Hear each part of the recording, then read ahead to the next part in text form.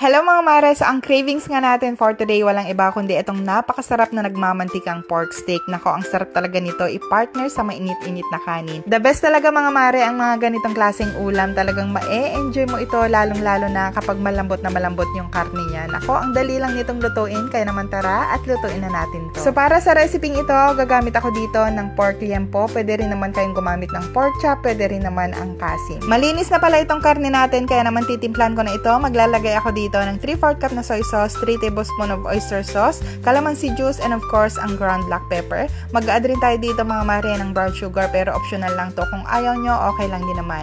So, i-mix lang natin ito ng mabuti hanggang sa ma-absorb lahat ng karne ang nilagay natin mga ingredients. After nyan, ay bababad muna natin ito or ma-marinate natin for at least 30 minutes up to 1 hour or pwede rin naman overnight. And after naman natin ito ma-marinate, pwede naman natin i-pan-fry muna ito. Mas okay kasi kung i-pan-fry muna siya para mawala yung lansa nito. At mas mabilis na rin natin itong mapapalambot kapag niluto na natin ito. So kapag okay na yan at naging golden brown na, pwede na rin natin itong hanguin. So ang next step nito mga mare, syempre mag-isa na tayo dito ng garlic. Hindi na ako maglalagay dito mga mare ng sibuyas dahil later on ay maglalagay na tayo ng maraming white onion.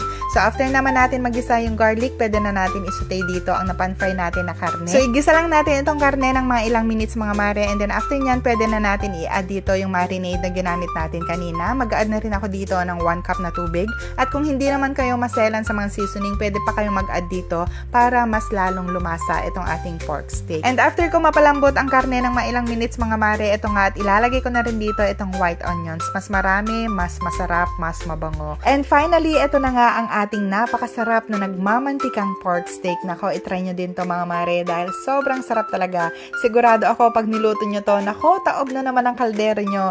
Alam kong natatakam ka na dyan, kaya naman tara at kumain na tayo. Thank you for watching. I'll see you next vlog. Bye!